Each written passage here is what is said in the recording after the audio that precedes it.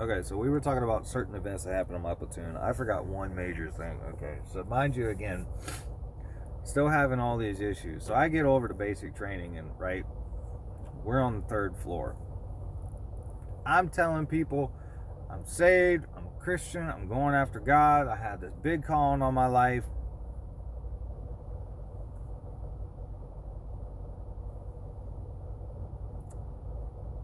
Here comes the devil. We're up on the 3rd floor. The women's section of the barracks, adjacent or in front of our building, is on the 2nd floor. You can see into their, shower area. Still dealing with all my problems. But here I am claiming to be something. And now I'm doing this. This led to my very first Article 15. Also,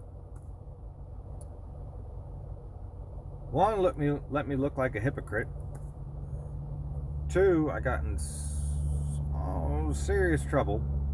3, I got moved from that platoon to a different platoon because the females in my old platoon did not want me there, and they kept the drill sergeants and everything. They kept our names out of it, but they did not want any of that because nobody wants that.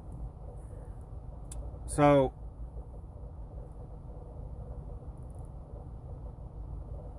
get over to this other platoon, finish all of basic training and everything. Oh, I remember what I was going to say. So not only did I get in trouble and get my first Article 15, I, by my first sergeant at basic, had to call my dad, who was a first sergeant, and tell him what happened. Then find out that night, the first sergeant of my basic company was going to pick me as the student first sergeant.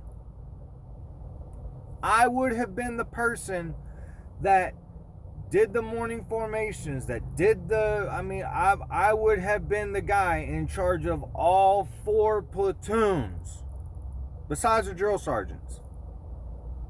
I would have had platoon leaders, and I would have been in charge of them, but I would have been the one to be in charge of them.